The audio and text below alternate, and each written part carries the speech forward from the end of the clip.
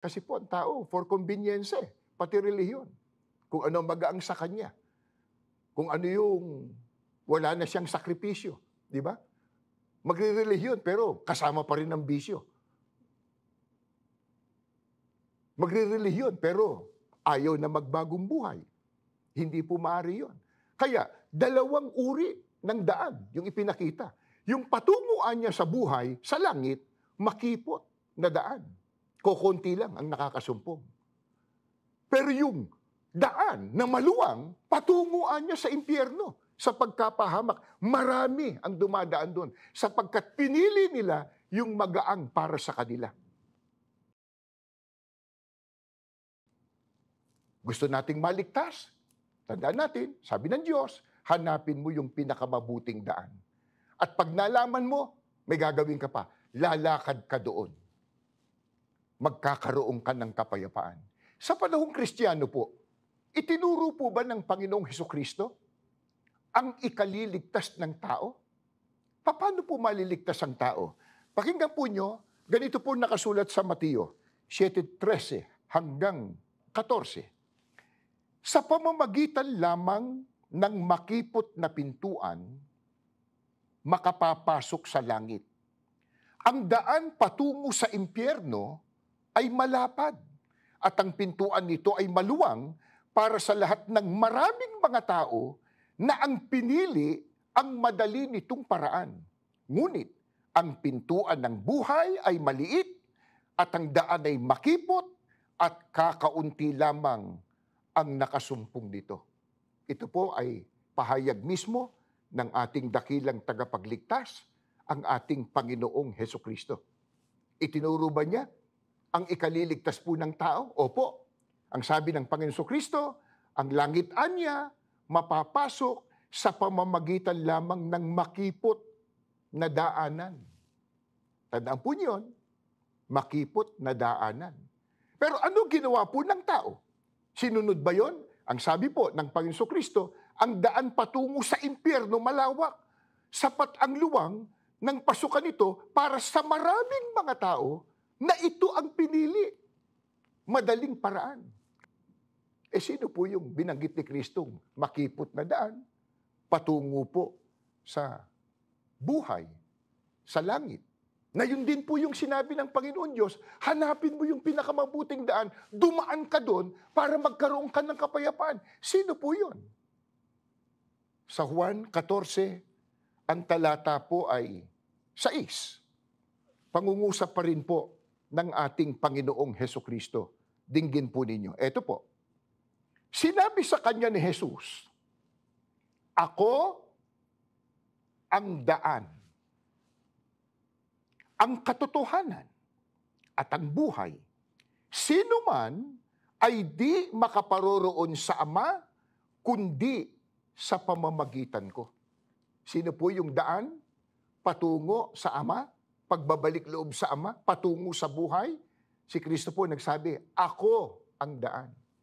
Wala pong iba. Walang ibang shortcuts. Walang pagpipilian. Isa lang.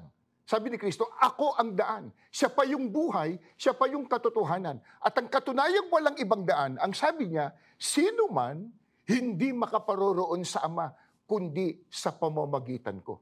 Di po ba sabi ng Diyos, ayaw niya na ang tao'y mapahamak? Ang nais ko, magbalik loob kayo at magsisi. Pero paano magbabalik loob? Hanapin mo, sabi ng Diyos, yung pinakamabuting daan. Dumaan ka doon. Sabi ni Kristo, ako ang daan. Ang tanong ngayon, paano ang pagdaan kay Kristo? Sasampalataya ka lang? Yan po ang karaniwan nating napapakinggan sa iba. Diba? Accept Christ as your personal Savior. That's it.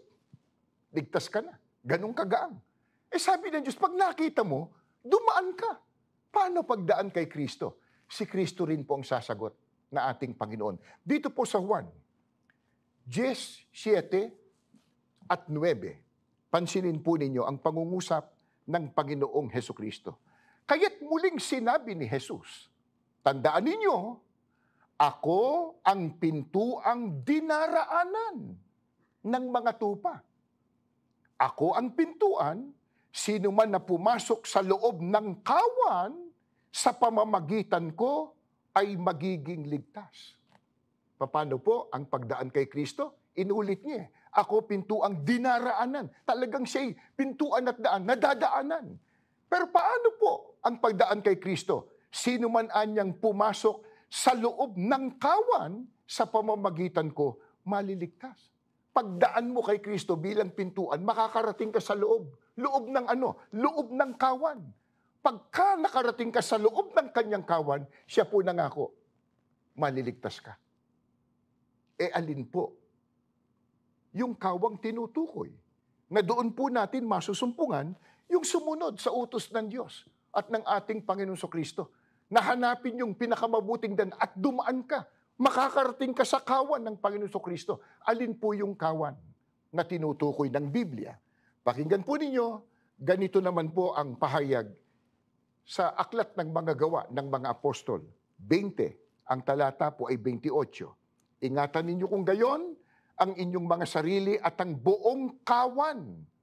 Narito'y hinirang kayo ng Espiritu Santo na mga katiwala upang pakanin ang Iglesia ni Kristo na tinubos niya ng kanyang dugo. Alin po ang kawan? Biblia po ang may sabi. Iglesia ni Kristo. Bakit po yun ang maliligtas? Tinubusan niya ng kanyang mahalagang dugo. Yung katubusan na kay Kristo lang. Pag walang katubusan, walang kapatawaran. Pag walang kapatawaran, wala pong kaligtasan. Ang tinubos, sabi po ng Biblia, Iglesia ni Kristo. Nakalulungkot po, yung iba, itinuro si Kristo ang tagapagligtas. Tama po yun. Lamang, hindi itinuro ang paraan ni Kristo kung paano ililigtas ang tao. Ano itinuro ni Kristo para ang tao maligtas?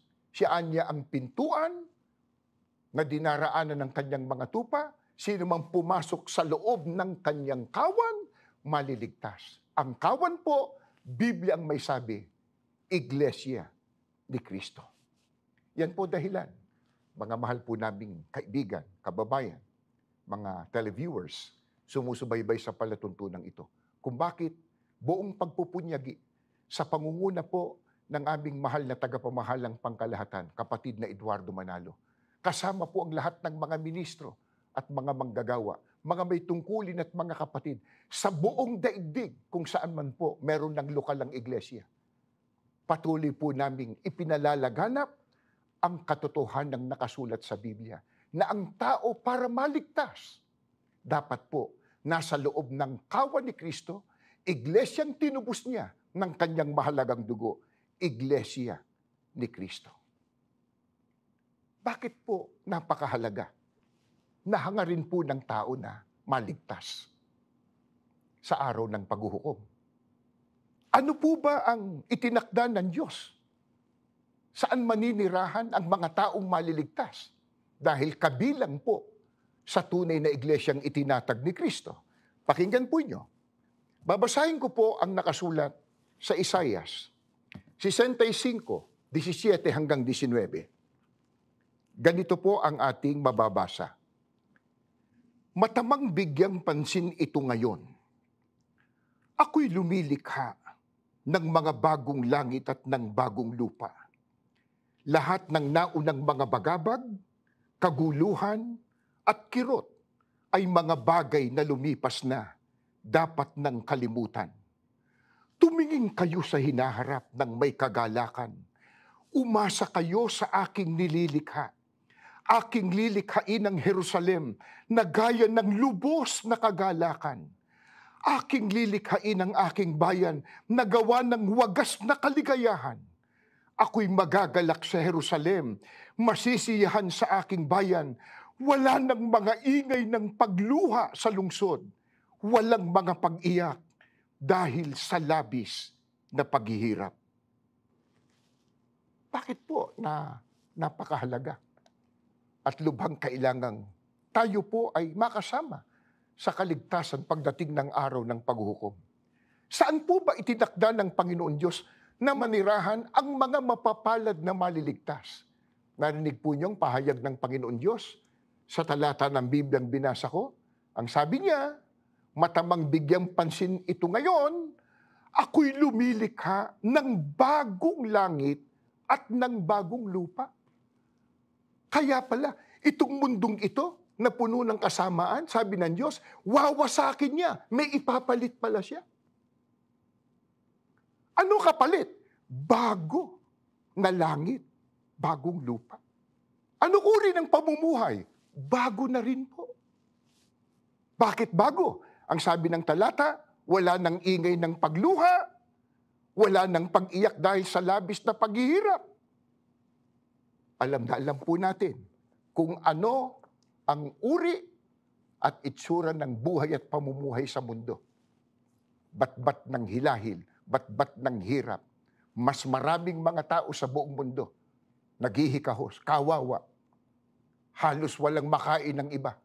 Pagkatapos maaapi ka pa, walang katarungan. Pagkatapos may digmaan pa, may kaguluhan, darating pang kalamidad, magkakaroon pa ng sakit at kung ano-ano pa. Pero narinig po nyo, ang sabi ng Diyos, meron siyang nilikha, bagong langit at bagong lupa. Yun anyang ating asahan. Sapagkat nilikha niya yon, nadalisay na kasiyahan, lubos na kagalakan. Sa mundo, wala pong lubos na kagalakan.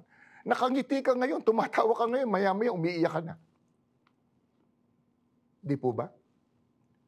Mga mahal po naming televiewers, mga kaibigan, at mga kababayang naaabot ng palatuntunang ito ng Iglesia ni Cristo. Dito sana tayo magkasama-sama, magkita-kita. Sa ipapalit ng Diyos sa mundong ito, bagong langit at bagong lupa. Pero magagawa po yan kapag tayo po sumunod sa utos ng Diyos at ni Kristo. Makarating tayo sa tunay na iglesia na tinubos ng dugo ni Kristo, yan po ang iglesia ni Kristo.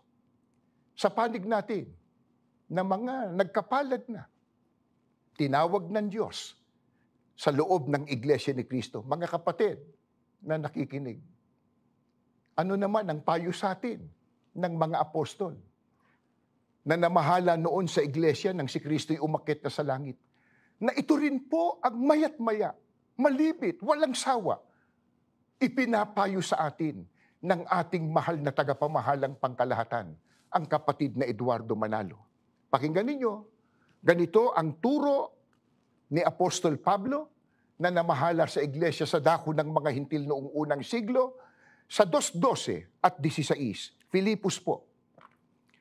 Ang ibig kong sabihin, mga kaibigan, marapat lamang na patuloy ninyong gawin ang inyong ginagawa mula pa ng una. Nang ako ay namumuhay na kasama ninyo, namuhay kayo sa pagsunod na walang pasubali. Ngayong ako'y malayo sa inyo, ipagpatuloy ninyo ito. Mas mabuti na lalong pag-ibayuhin pa ninyo ang inyong mga pagsisikap. Maging masigla kayo sa inyong pamumuhay na ligtas. Maging mapitagan kayo sa harap ng Diyos at sumunod ng walang pasubali.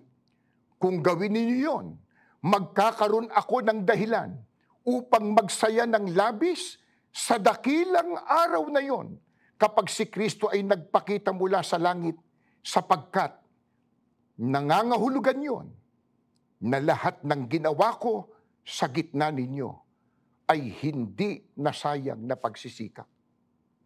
Ano po ang payo ng mga apostol noon sa lahat ng mga kaanib sa iglesia para wag masayang ang dakilang kahalalan at anuman ang mangyari dito sa mundo, makatawid sila at makarating sa pangakong kaligtasan.